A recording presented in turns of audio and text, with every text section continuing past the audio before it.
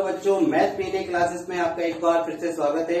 देखिए हम time distance speed के 12 पार्ट कंप्लीट कर चुके हैं। आज हम 13वां पार्ट पढ़ेंगे और जिसमें हम 4 पार्ट ऑलरेडी ट्रेन के कंप्लीट कर चुके हैं। आज हमारा ट्रेन का 5वां पार्ट है जिसका टाइटल है विविध यानी कि मिसलेनियस। तो आज हम विविध प्रकार के क्वेश्चनों को करेंगे। काफी अच्छे क्वेश्चन है, कुछ पेपर में आए हुए क्वेश्चन है, कुछ इंटरेस्टिंग क्वेश्चन है जो आने की संभावना है। तो चलिए आपका ज्यादा समय खराब ना करते हुए हम पहले क्वेश्चन से चर्चा करते हैं कि पहला क्वेश्चन हमारा क्या है। तो देखिए पहला क्वेश्चन है, 1 मीटर लंबी एक ट्रेन जो 60 किलोमीटर प्रति घंटे की चाल से चलते हुए 2 पुलों को पार करती है तथा उसमें बैठे हुए एक व्यक्ति को ज्ञात होता है कि उसने 5:6 के समय अनुपात से 2 पुलों को पार किया। यदि पहले पुल की लंबाई 350 मीटर है तो दूसरे पुल की लंबाई ज्ञात करें। अब देखिए क्वेश्चन आपसे ये कह रहा है कि जो ट्रेन है उसकी लंबाई है L मीटर, जो किस स्पीड से जा रही है 60 किलोमीटर पर आवर की स्पीड से जा रही है। अब उस ट्रेन के अंदर एक व्यक्ति बैठा है, वो ये ऑब्जर्व करता है कि ट्रेन जब पहले पुल को पार करती है और फिर जब दूसरे पुल को पार करती है तो उसने जो समय ऑब्जर्व किया उनका रेशियो कितना निकल कर आया है, आदमी के सापेक्ष 5:6 का। यानी कि अगर हम थोड़ी देर के लिए ऐसा मान लें कि व्यक्ति जब पुल को पार होते हुए देख रहा है तो पहले पुल को पार होने में 5 सेकंड का समय लगा तो दूसरे पुल को पार होने में 6 सेकंड का समय लगा। और पहले पुल की लंबाई आपको दी है कितनी, 350 मीटर। तो आपको दूसरे पुल की लंबाई ज्ञात करनी है। ये तो हमारा क्वेश्चन है। तो पहले हमने क्वेश्चन समझ लिया कि क्वेश्चन क्या बात कर रहा है। अब देखिए इसको करने का तरीका क्या रहेगा। तो देखिए ट्रेन ने जब पहले पुल को पार किया तो उसकी चाल कितनी थी, 60 किलोमीटर प्रति घंटा। और दूसरे पुल को भी जब पार किया ट्रेन ने तब भी उसकी चाल कितनी थी, 60 किलोमीटर प्रति घंटा। यानी कि दोनों ही स्थिति में जब वो पुलों को पार कर रही थी उसकी चाल कैसी थी, कांस्टेंट थी। तो देखिए बच्चों जब स्पीड क्या होती है, कांस्टेंट होती है, तब तय की गई दूरियों का अनुपात उनके समय के अनुपात के बराबर होता है। ठीक है, या फिर हम ऐसे कह सकते हैं कि जो समय का अनुपात होता है वो तय की गई दूरियों के अनुपात के बराबर होता है। तो इस क्वेश्चन में आपको देखिए क्या दिया है, पहले पुल और दूसरे पुल को पार करने का समय का अनुपात दिया है।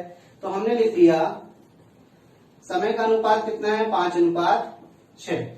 तो हम क्या बोलेंगे कि भाई डिस्टेंस का रेशियो कितना होगा, यानी कि दूरियों का अनुपात कितना होगा, 5:6 होगा। यानी कि पहले पुल की दूरी यदि 5 यूनिट है तो दूसरे पुल की कितनी है, 6 यूनिट है। तो यहाँ पर देखिए आपको पहले पुल की लंबाई दी है कितनी, पहले पुल की दूरी बात करें, लंबाई की बात करें कितनी दी है, 350। तो 5 यूनिट की वैल्यू हो गई 350 मीटर के बराबर, 1 यूनिट की वैल्यू आ गई 70 मीटर के बराबर। हमें निकालना क्या है, दूसरे पुल की लंबाई। तो दूसरे पुल की लंबाई कितनी है, 6 यूनिट। तो 6 यूनिट की वैल्यू निकालने के लिए दोनों तरफ 6 से मल्टीप्लाई कर दीजिए। तो कितना हो जाएगा भाई, 6 7 42, 420 मीटर। यानी कि दूसरे पुल की लंबाई क्या निकल कर आई, 420। आपको याद क्या रखना है, आपको एक ही चीज याद रखनी है बच्चों बस, कि यदि स्पीड आपकी कांस्टेंट है तो तय की गई दूरियों का अनुपात उनके समय के अनुपात के बराबर होता है। ये तीसरा कॉन्सेप्ट है। हमने पार्ट 1 और पार्ट 2 में जब हमारे पास क्या होता था, समय कांस्टेंट था, वो वाला भी कॉन्सेप्ट किया है। जब हमारे पास दूरी कांस्टेंट की, हमने वो वाला भी कॉन्सेप्ट किया है। आज हमारा थर्ड कॉन्सेप्ट है इसमें कि जब स्पीड कांस्टेंट हो तो क्या चीज बनेगी, तो दूरियों का अनुपात समय के अनुपात के बराबर बनेगा। तो आपके पहले क्वेश्चन का आंसर क्या निकल कर आया, 420। क्लियर। चलिए दूसरा क्वेश्चन देखते हैं। देखिए बच्चों सेकंड क्वेश्चन है, 150 मीटर लंबी एक ट्रेन को 500 मीटर लंबे एक पुल को पार करने में 30 सेकंड का समय लगता है। 370 मीटर लंबे एक प्लेटफॉर्म को पार करने में ट्रेन को कितना समय लगेगा। तो देखिए क्वेश्चन ये कह रहा है कि एक ट्रेन है जिसकी लंबाई कितनी है, 150 मीटर, 150 मीटर, और वो 500 मीटर लंबे किसको, पुल को पार करती है। तो कितना समय लगता है उसको, 30 सेकंड का। यदि अब उसको पार करना है 370 मीटर लंबे प्लेटफॉर्म को, वो कितना समय लेगी। तो पहली चीज आपको ये पता है कि जब कोई ट्रेन किसी पुल को पार करती है तो अपनी लंबाई और पुल की लंबाई के बराबर दूरी तय करती है। तो इसी केस में यदि ट्रेन क्या है किसी प्लेटफॉर्म को पार करेगी तो अपनी लंबाई और प्लेटफॉर्म की लंबाई के बराबर दूरी तय करेगी। तो चलिए एक चीज और यहाँ पर आपको अंडरस्टूड होनी चाहिए कि यहाँ पर कहीं भी नहीं दिया है कि ट्रेन किस चाल से जा रही है। तो ये चीज आपके लिए अंडरस्टूड है इस क्वेश्चन में कि ट्रेन ने जिस चाल से पुल को पार किया उसी चाल से वो प्लेटफॉर्म को भी पार कर रही है। इसका मतलब क्या है कि यहाँ पर क्या है, स्पीड कांस्टेंट है। और अगर स्पीड कांस्टेंट है तो जो हमारे दूरियों का अनुपात होगा वही समय का अनुपात भी होगा। तो चलिए देखते हैं, पहले केस में जब ट्रेन ने 150 मीटर लंबाई खुद की और 500 मीटर लंबाई पुल, यानी कि कितनी दूरी तय की, तो 650 मीटर की दूरी तय की। अब वो किसको पार कर रही है, अपनी लंबाई प्लस प्लेटफॉर्म यानी कि 370। तो टोटल कितनी लंबाई, ये आपका हो जाएगा 42 यानी कि 520 मीटर की दूरी को वो तय करेगी। अब चूंकि क्या है, यहाँ पर चाल जो है, स्पीड जो है कांस्टेंट है, तो यहाँ पर दूरियों का अनुपात बनाते हैं हम। तो हमारा यहाँ पर डिस्टेंस का रेशियो बनाते हैं। डिस्टेंस का रेशियो क्या बनेगा, 650, तो ये कटा हुआ 13 पंजे 65, 13 चौको 52 यानी कि 5:4। तो इनके टाइम का अनुपात भी क्या होगा, इनके टाइम का अनुपात भी होगा 5:4 का अनुपात होगा। अब देखिए पहले केस में वो टाइम कितना ले रही थी, 5 मिनट, और यहाँ कितना बोल रहे हैं भाई, 30। तो 5 मिनट की वैल्यू कितनी हो गई, 30 मिनट की, 30 सेकंड के बराबर, सॉरी, और 1 मिनट की वैल्यू कितनी हो जाएगी, 6 सेकंड के बराबर। तो हमें क्या निकालना है कि जब वो 520 मीटर की दूरी को तय करेगी तो कितना समय लेगी, तो 4 मिनट का समय लेगी। तो 4 मिनट की वैल्यू कितनी हो जाएगी, 4 से मल्टीप्लाई कर दीजिए, कितना आ गया, 24 सेकंड। क्लियर। तो यहां भी देखिए हमने किस कॉन्सेप्ट को इस्तेमाल किया कि जब स्पीड कांस्टेंट है तो दूरियों का अनुपात ही क्या होगा, समय का अनुपात होगा, या समय का अनुपात दिया हो तो दूरियों के अनुपात के बराबर होगा। क्लियर। तो चलिए अपन थर्ड क्वेश्चन करते हैं। देखिए बच्चों, अगला क्वेश्चन है, ट्रेन के बगल में खड़े किन्हीं भी दो खंभों के बीच की दूरी 50 मीटर है। ट्रेन में बैठा एक आदमी इन खंभों को गिनता है। यदि ट्रेन की चाल 45 किलोमीटर प्रति घंटा है तो वो आदमी 4 घंटे में कितने खंभे गिन लेगा। देखिए एक ट्रेन है जो 45 किलोमीटर प्रति घंटे की चाल से जा रही है और 4 घंटे तक वो चलती है। तो 4 घंटे में पहले तो हम ये निकालेंगे कि उसने कितनी दूरी तय की। ठीक है। अब क्या है, एक शरारती तत्व का आदमी है भाई, होते हैं बैठे बैठे क्या कर रहे हैं, टाइम नहीं कट रहा है ट्रेन में, तो अब उन्होंने क्या किया, इधर उधर बातें करने से अच्छा है जो खंभे निकल रहे थे उनको गिनना शुरू कर दिया। अब उसने गिनता गया, वो 4 घंटे तक के खंभे कितने काउंट होंगे, लिखता जा रहा है, जो भी कर रहा है वो अपनी कॉपी पर, समझ रहे ना। और दो खंभों के बीच की दूरी कितनी दी है, 50 मीटर दी है।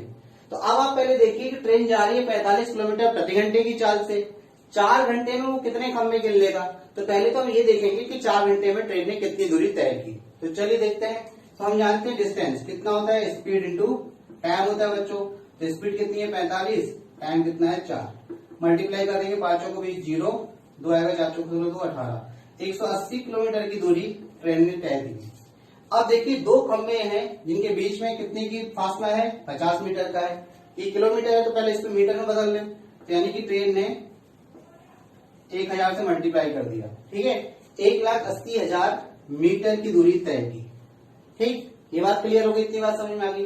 अब आपको पता है कि दो खंभों के बीच में 50 मीटर का फासला है, तो 1,80,000 मीटर के बीच में कितने खंभे आए होंगे, तो नंबर ऑफ पोल यानी कि खंभों की संख्या, अगर हम निकालें नंबर ऑफ पोल, खंभों की संख्या कैसे निकलेगी, तो कुल दूरी को हम किससे डिवाइड कर देंगे, दो खंभों के बीच की दूरी से। क्लियर। तो 5 से कैंसिल हुआ, ये 5 × 15, 5 × 31 यानी कि 3600 खंभे होंगे। तो क्या ये सही है, नहीं, इसमें आपको एक प्लस और करना पड़ेगा। तो आंसर आएगा आपका 3601, यानी कि खंभों की संख्या होगी 3601। अब ये एक प्लस क्यों करना पड़ रहा है, ये देखिए जब पहले खंभे से शुरुआत की होगी तो उसके बीच यहाँ कोई दूरी उसने काउंट नहीं की होगी, पहला खंभा कर लिया, इसके बाद 50 मीटर चलने पर दूसरा खंभा आया होगा, यानी कि 50 मीटर की दूरी के बीच में दो खंभे आए, 50 मीटर की दूरी और चलेगा फिर एक खंभा और आएगा, यानी कि 3 खंभे होंगे तब 2 दूरियां काउंट होंगी। तो ये जो आई है यानी कि 50-50 मीटर की कितनी दूरियां आई हैं, 3600 दूरियां आई हैं। तो अब हमारे बीच में खंभा कितना और आएगा, एक एक्स्ट्रा आएगा, क्योंकि 3 खंभों के बीच में 2 दूरी काउंट हो रही है। तो 3600 दूरियां ही निकल कर आई 50-50 की, तो एक खंभा आपको और ऐड करना पड़ेगा। तो ध्यान करना, इस क्वेश्चन को कभी भी आप सॉल्व करें तो आप डिवाइड करने के बाद जो आंसर आएगा उसमें आपको 1 प्लस करना है। तो रीजन भी हमें समझ में आ गया क्यों। क्लियर। चलिए तो नेक्स्ट क्वेश्चन देखते हैं। देखिए बच्चों, अगला क्वेश्चन है, दो ट्रेन ए और बी से एक साथ सुबह 8 बजे एक दूसरे की ओर चलना आरंभ करती हैं, वह दोपहर 12 बजे एक दूसरे को पार करती हैं। उसके बाद बी से चलने वाली ट्रेन ए पर पहुंचने के लिए 6 घंटे और लेती है। किसी निश्चित दिन ए से चलने वाली ट्रेन अपनी गति कुछ कम कर देती है और बी पर 200 मिनट देरी से पहुंचती है। उस दिन दोनों ट्रेनें किस समय एक दूसरे को पार करेंगी। देखिए क्वेश्चन कुछ इस तरीके से है कि एक स्टेशन ए है, एक स्टेशन बी है। एक ट्रेन ए से चलती है बी की तरफ, एक ट्रेन बी से चलती है ए की तरफ। चलने का समय इनका समान है, सुबह 8 बजे चली थी और 12 बजे कहीं रास्ते में मिली। अब रास्ते में मिली तो ये बोला है कि जो बी से चलने वाली ट्रेन थी वो ए पर जाने में कितना समय लेती है, 6 घंटे का समय लेती है। ठीक, इतनी बात समझ में आ गई। अब क्या हुआ, एक कोई अगला दिन था, एक कोई निश्चित दिन था, उस समय क्या हुआ, ए से जो चलने वाली ट्रेन है उसकी चाल में कुछ कमी हो जाती है। अब जब कमी हो जाती है तो वो अपने गंतव्य यानी कि बी स्टेशन पर 200 मिनट देरी से पहुंचती है। तो आपको ये बताना है कि उस दिन ये ट्रेनें कितने बजे मिली होंगी। तो चलिए क्वेश्चन को रफ करके फिर मैं आपको इसको प्रॉपर सॉल्यूशन देता हूं। बच्चों पहले इसका एक स्क्रीनशॉट ले लीजिए या वीडियो को पॉज करके लिख लीजिए। अब हम सॉल्यूशन देखते हैं कि इस क्वेश्चन का सॉल्यूशन किस तरीके से होगा। तो देखिए हमने स्टेशन ए ले लिया और एक स्टेशन बी ले लिया। ठीक है, स्टेशन ए और बी से सुबह 8 बजे ट्रेनें चलती हैं। स्टेशन ए से बी की तरफ चलती है और बी से ए की तरफ चलती है। ये रास्ते में कहीं मिलती है, कहाँ, 12 बजे। कितने बजे मिलती है, 12 बजे। इसका मतलब समान समय था, यानी कि 4-4 घंटे दोनों ने दूरी तय की। ठीक है, तो ए से चलने वाली ट्रेन 4 घंटे तक चली और हमने माना कि कहाँ मिली, सी बिंदु पर मिली। बी से चलने वाली ट्रेन भी 4 घंटे चली और कहाँ मिली, सी पर मिली। अब इन्होंने बोला है कि बी से चलने वाली ट्रेन मिलने के बाद ए पर पहुंचने में 6 घंटे का समय लेती है। तो अब हम देखें थोड़ा सा यहाँ पर बच्चों कि जो ए से ट्रेन चली थी, ए से सी तक की उसने दूरी तय की 4 घंटे में, और मिलने के बाद जो बी से ट्रेन चली थी उसने सी से ए तक की दूरी तय की 6 घंटे में। तो बताइए ए से सी और सी से ए के बीच की दूरी तो समान ही है। जब दूरी समान होती है तो हमारे जो समय का अनुपात होता है उसका यदि हम प्रतिलोम बनाते हैं तो हमें चालों का अनुपात मिलता है। तो हमने देखा यहाँ पर टाइम का रेशियो क्या आएगा, 4:6। किसका, ए से चलने वाली ट्रेन का बी से चलने वाली ट्रेन के साथ में समय का अनुपात बना लिया। तो इसका उल्टा अगर हम करें, पहले तो कैंसिल आउट कर लीजिए, 2:3। तो इसका प्रतिलोम अगर हम करें तो क्या मिल जाएगा हमें, स्पीड का रेशियो 3:2। अब हमने ऐसा बोला कि सी पर मिलने के बाद जो ए से ट्रेन चली थी वो बी पर जाने में कितना समय लेती है, टी समय लेती है। ऐसा हम क्यों कर रहे हैं, हम ये निकालने की कोशिश कर रहे हैं कि ए से चलने वाली ट्रेन बी तक पहुंचने में कुल समय कितना लेती है। तो उसका पूरा समय हमें निकालना है। ठीक है, तो पहले हम चर्चा कर लेते हैं ए से चलने वाली ट्रेन को बी पर पहुंचने में कुल कितना समय लगा। ठीक है, तो देखिए इतनी दूरी अगर हमें मिल जाए तो हम जानते हैं कि दूरी को हम किससे कर देंगे, दूरी बराबर किसके कर देंगे, चाल गुणा समय के कर देंगे। क्योंकि हमें ए से चलने वाली ट्रेन की चाल पता है कितनी है, 3 है। तो अब ए से चलने वाली ट्रेन की चाल 3 है और वो समय कितना ले रही, टी का, और ये दूरी कितनी है। तो देखो बी से चलने वाली ट्रेन बी से सी तक जाने में 4 घंटे का समय लेती है और उसकी चाल कितनी है, तो ये दूरी हम मान के चले कि अगर ये दूरी स्मॉल डी है तो स्मॉल डी कैसे निकलेगा। देखिए बी से चलने वाली ट्रेन की चाल कितनी है, 2 है और उसको समय कितना लगता है, 4 घंटे का। तो यानी कि ये स्मॉल डी कितनी आ गई, 8। और ये 3t भी दूरी है, ये कौन सी दूरी है, सेम डी के बराबर है। तो यहाँ 3t इक्वल टू कितना हो जाएगा, 8 के। तो टी की वैल्यू कितनी हो जाएगी, 8/3। इसका मतलब ये है कि ए से चलने वाली ट्रेन सी पर मिलने के बाद बी पर पहुंचने में कितना समय लेती है, 8/3 घंटे का समय लेती है। अब हम देखते हैं कि ए से चलने वाली ट्रेन को कुल समय कितना लगा, तो उसका हम टोटल टाइम निकाल लेते हैं। तो देखिए 8/3 समय तो ये लगा और प्लस 4 घंटे ये लगे थे, तो कितना हो गया, 20/3 घंटे का समय लगता है ए से बी पर पहुंचने में। अब हम देखें कि बी से चलने वाली ट्रेन को ए पर पहुंचने में कितना समय लगता है, तो 4 घंटे ये, 6 घंटे ये, तो बी का समय टोटल कितना है, तो ये आपका है 10 घंटे का। इतनी बात समझ में आ गई। लेकिन क्वेश्चन में आगे लिखा हुआ बेटा कि एक निश्चित दिन क्या हुआ, ए से चलने वाली ट्रेन की चाल थोड़ी सी कम हो गई, जिसकी वजह से वो 200 मिनट देरी से पहुंची। कहां पर? बी स्टेशन पर। तो देखिए पहले कितना 20/3 घंटे का समय में पहुंचती थी, तो अब कितने समय में पहुंचेगी? तो सबसे पहले तो हम 200 मिनट को कन्वर्ट कर लेंगे घंटे में, तो ये आपका आएगा 10/3 घंटे वो लेट हुई।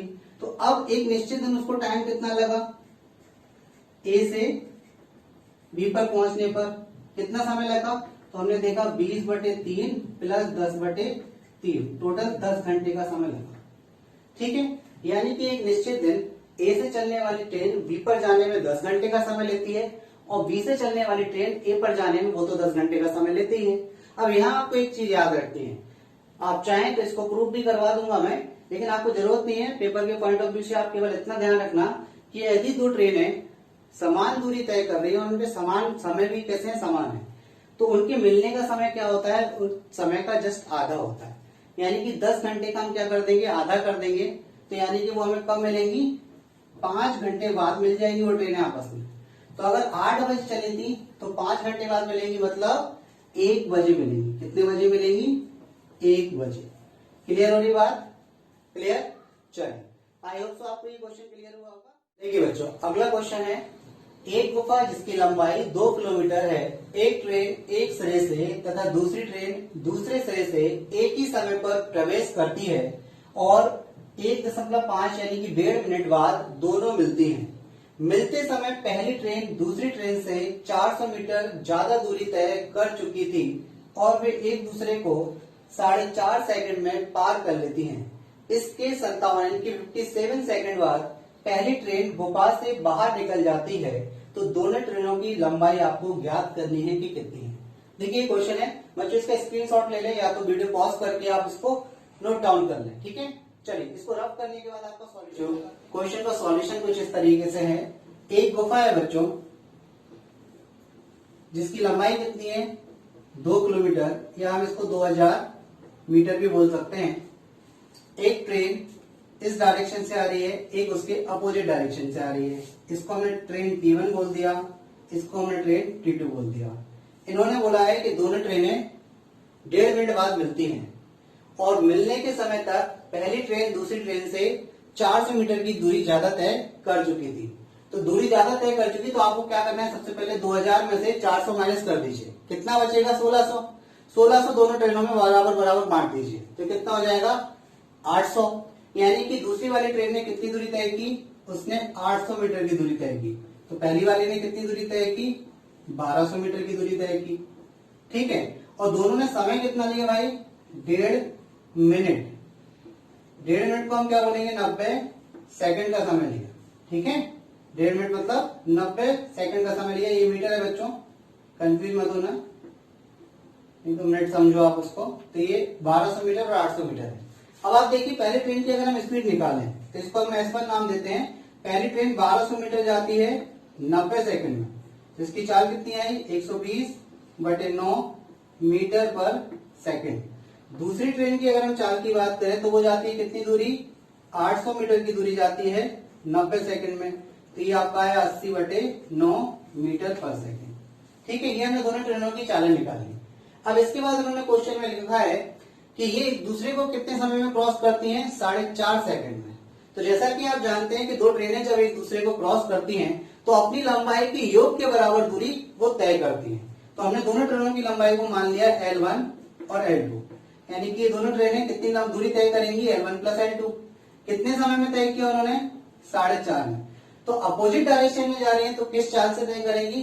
क्योंकि दूरी बराबर क्या होता है? समय गुणा चाल। तो चाल कौन सी होगी? इन दोनों का योग। तो यहाँ पे हो जाएगा 80/9 प्लस 120/9। तो यहाँ पर आपका निकलेगा 4.5/10 कर दीजिए, ये हो जाएगा 200/9। 9 पन्ना 45, 0 से 0 कैंसिल, 100 मीटर। ये हिंदी में लिख लीजिए मीटर। यानी कि दोनों ट्रेनों की लंबाइयों का योग कितना है? 100 मीटर है। यहां तक बात समझ में आ रही?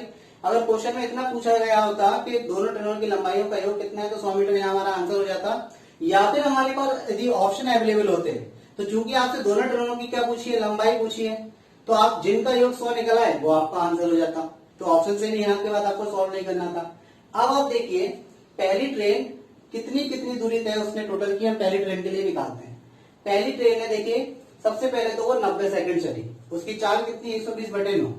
तो हम केवल पहली ट्रेन के लिए बात कर रहे हैं कि उसने टोटल कितनी दूरी तय की। तो देखिए 120/9 चाल से 90 सेकंड चली, तो उसने दूरी कितनी तय की 1200, जैसा कि हमें पता है, ठीक है।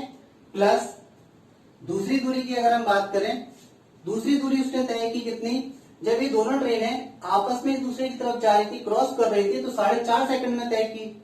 इन्होंने आप एक दूसरे को 4.5 सेकंड में क्रॉस किया, तो 4.5 सेकंड पहली ट्रेन चली होगी, दूसरे भी 4.5 सेकंड चली होगी। तो 4.5 सेकंड में पहली ट्रेन को कितना दूरी तय करना पड़ा ये देख लीजिए। पॉइंट कैंसिल करेंगे, 0 हट जाएगा, 9 से 5 बार 12 पंजे 60, तो 60 मीटर की दूरी ये तय की गई। ठीक, थोड़ा सा अच्छा इधर लिखेंगे, साइड से देखना। अब क्वेश्चन में लिखा हुआ है कि पहली ट्रेन टनल को 57 सेकंड में पार कर जाती है, 57 सेकंड में, यानी कि 57 सेकंड में पहली ट्रेन कितनी दूरी तय करेगी। तो 57 इंटू क्या कर देंगे 120, इधर ही प्लस है इसमें आगे, बटे 9, 3 से 40 बार, 3 19, 19 चौक 76, यानी कि 760 मीटर। तो यहाँ पर 760 और जोड़ दीजिए, तो ओवरऑल आप देखिए कितना निकल कर आया 700, 1200, 1900, यानी कि 2020 मीटर। पहली ट्रेन ने ओवरऑल कितनी दूरी तय की 2020 मीटर। क्या टनल इतना लंबा था? नहीं था ना। तो यहां से एक बात समझ में आ गई कि अगर हम 2000 इसमें से माइनस कर दें तो जो 20 मीटर है वो क्या है, पहली ट्रेन की लंबाई है। तो ये हमारी L1 निकल कर आ गई। अब अगर पहली ट्रेन की लंबाई 20 मीटर है तो दूसरी ट्रेन की लंबाई कैसे निकालेंगे, दोनों का योग 100 है, माइनस कर दीजिए बच्चों। तो L2 कितना आ गया 80 मीटर। ठीक है, क्लियर। चलिए, तो आज का वीडियो यदि आपको अच्छा लगा बच्चों तो इसको ज्यादा से ज्यादा शेयर करें, लाइक करें और सब्सक्राइब करें। और जो बच्चे इस चैनल पे पहली बार जुड़े हैं और अगर वीडियो आपको अच्छा लगा है तो बेल आइकन को भी जरूर दबाएं। ठीक है, चलिए, थैंक यू। नेक्स्ट वीडियो में मिलते हैं और अच्छे क्वेश्चनों के साथ में।